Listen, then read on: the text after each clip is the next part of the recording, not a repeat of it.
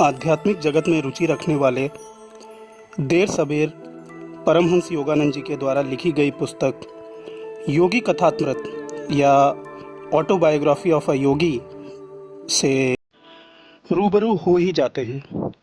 और इस पुस्तक को पढ़ने के पश्चात जो हासिल होता है वो है आध्यात्म के प्रति एक नया नज़रिया ईश्वर के प्रति गहरे विश्वास का नज़रिया, गुरु सत्ता में भरोसे का और नज़रिया आध्यात्म को अपने दैनिक चिंतन मनन एवं जीवन शैली का अभिन्न अंग बनाने का।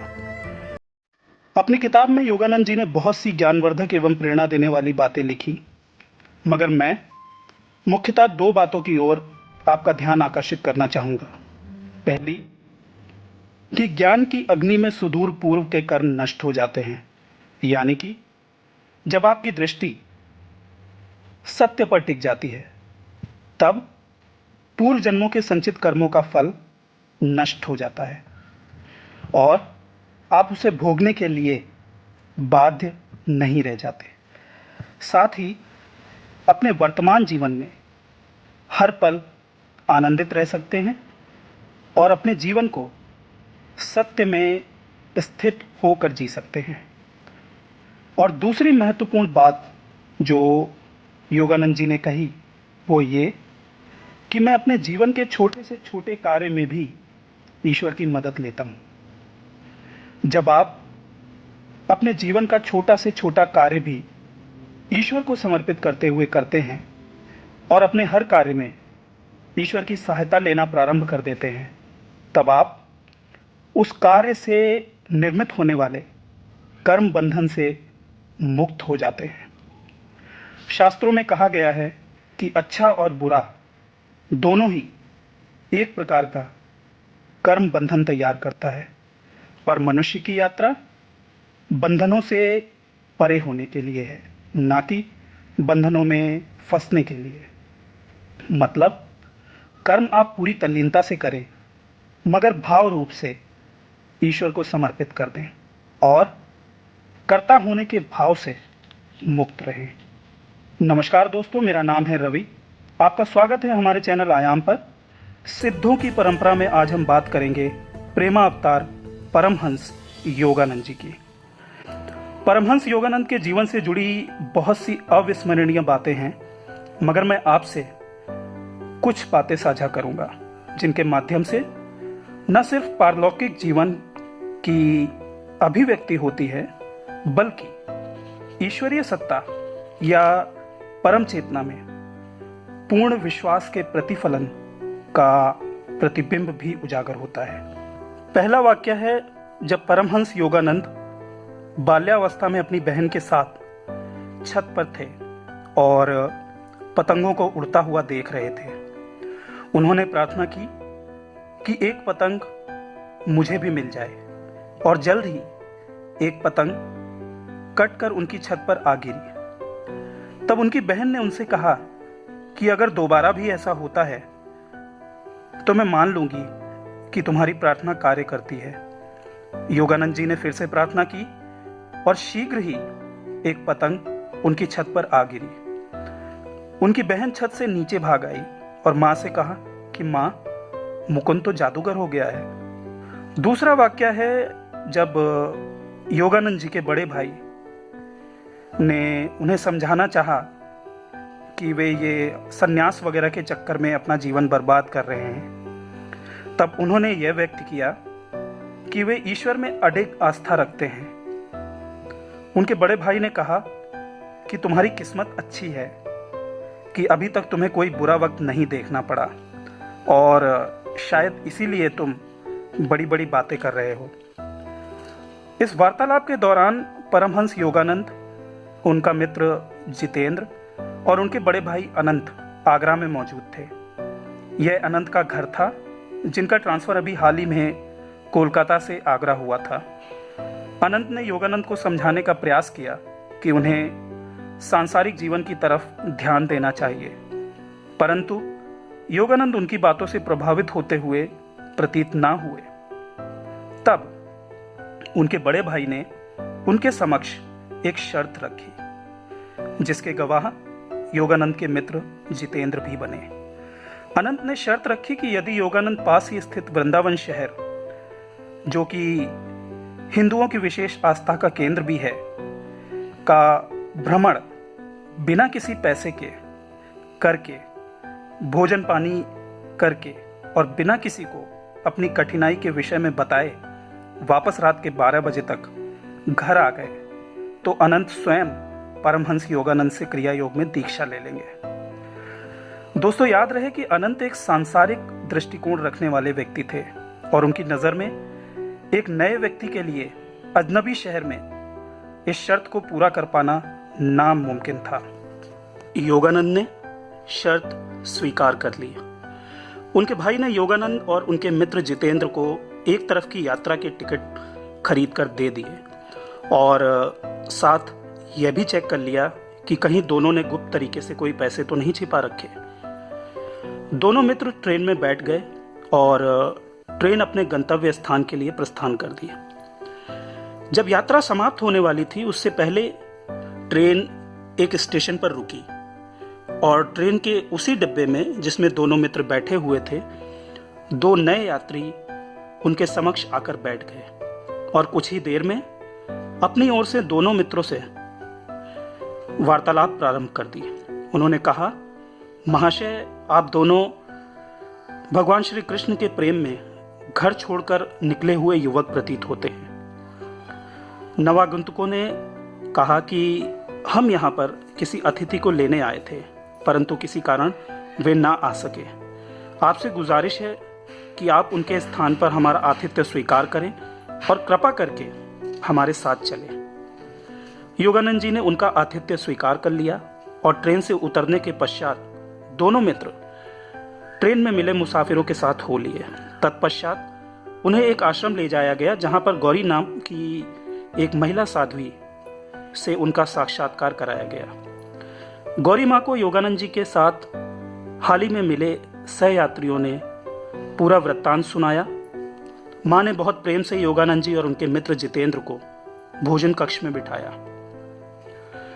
योगानंद जी लिखते हैं कि यह एक पूर्ण रूपेण राजसी भोजन था। हमारे समक्ष लगभग 30 प्रकार का भोजन था और ऐसा स्वादिष्ट भोजन हमने जीवन में कभी भी नहीं किया।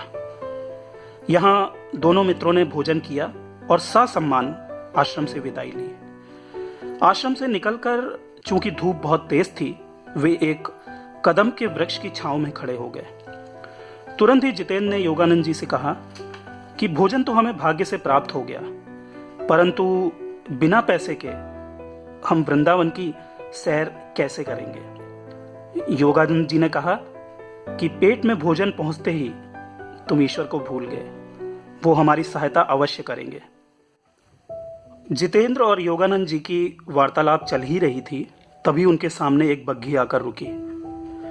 आने वाले व्यक्ति ने कहा कि महाशय, क्या मैं आप दोनों को वृंदावन की यात्रा करा सकता हूँ। योगानंद जी ने कोई विशेष रुचि नहीं ली। तब उस व्यक्ति ने कहा कि रात में मुझे श्री कृष्ण जी का स्वप्न आया कि दो युवक वृंदावन के दर्शन के लिए आ रहे हैं, तुम उन दोनों को जाकर दर्शन कराओ। साथ ही उस व्यक्ति ने यह भी बताया कि मैं ध्यान में निरंतर आपका चेहरा देखता रहता हूँ और आप मेरे पूर्व जन्मों के गुरु हैं। योगानंद जी ने साथ में चलने की स्वीकृति दे दी।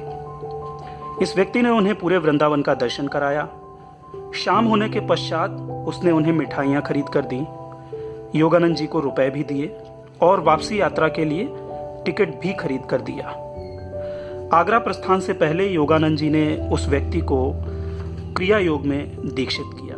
तत्पश्चात वे अपने मित्र के साथ वापस आगरा अपने बड़े भाई के घर आ गए।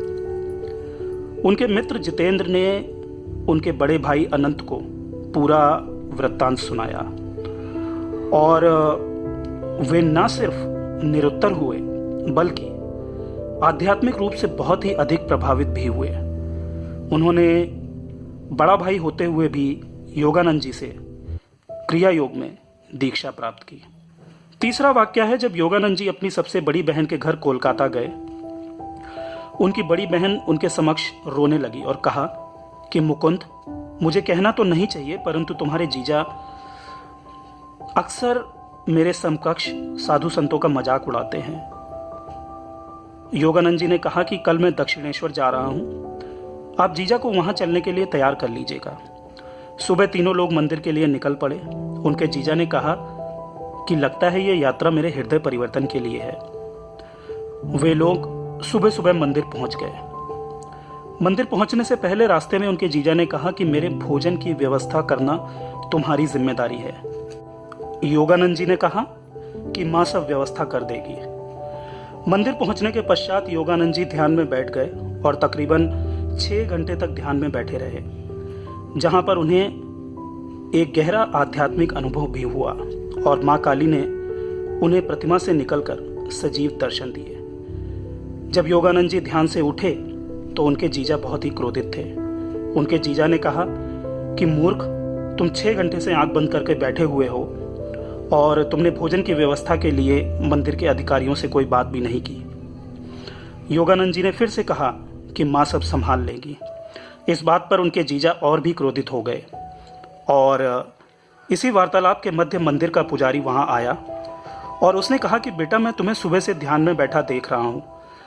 हालांकि यह मंदिर के नियम के विरुद्ध है, फिर भी मैंने बिना किसी पूर्व सूचना के तुम लोगों के लिए भोजन की व्यवस्था कर दी। इतना सुनते ही योगानंद जी के जीजा एकदम शांत और गंभीर हो गए और यहाँ से उनके जीवन में एक अभूतपूर्व परिवर्तन आया और वे गंभीरता से आध्यात्मिक मार्ग का अनुसरण करने लगे। दोस्तों, जो उदाहरण मैंने योगानंद जी के जीवन से आपके समकक्ष प्रस्तुत किए, वे दर्शाते हैं कि ईश्वर में आस्था किस हद तक प्रतिफलित हो सकती है। अपने समाधि अनुभव के विषय में योगानंद जी लिखते हैं कि एक दिन मैं अपने गुरु के समक्ष गया और गुरु ने मुझे उस आध्यात्मिक क्षेत्र में पहुंचा दिया जिसकी हम सिर्फ कल्पना ही कर सकते हैं। मैंने महसूस किया कि मेरी सांस फेफड़ों से बाहर खींच गई है और मेरा आकार एवं दृष्टि वृहद हो गई है।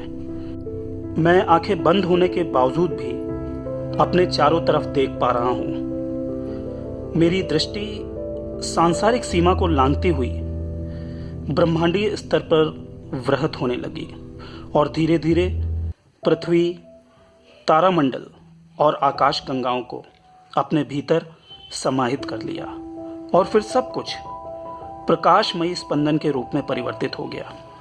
यह अनुभव इतना विराट था कि मैं विलुप्त हो गया और सिर्फ ब्रह्मांडीय चेतना शेष रह गई और इस प्रकार मेरा स्वयं से प्रथम साक्षात्कार पूर्ण हुआ और फिर समय समय पर मैं ब्रह्मांडीय चेतना के सागर में गोते लगाता रहा।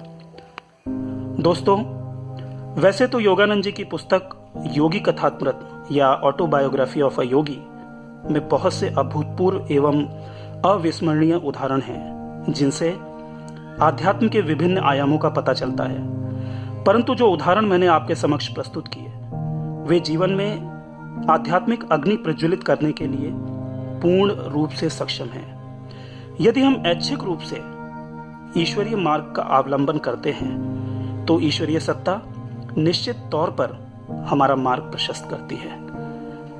अंत में अपनी बात को एक श्लोक से समाप्त करूंगा जिसे मैं अपने एक पिछले वीडियो में भी बोल चुका हूं, मगर मुझे ये बहुत ही सुंदर लगता है, इसीलिए मैं इसे फिर से बोल रहा हूं। धर्मेण हन्यते व्याधि, धर्मेण शुभ्रः ग्रह, धर्मेण हन्यते शत्रु, यतो धर्मः स्वतो जया। यानी कि धर्म से सभी व्याधियों का नाश होता है। महाशक्ति आपकी रक्षा करें, आपके जीवन में शुभता हो, ऐसी मेरी ईश्वर से प्रार्थना है। आपका बहुत बहुत धन्यवाद।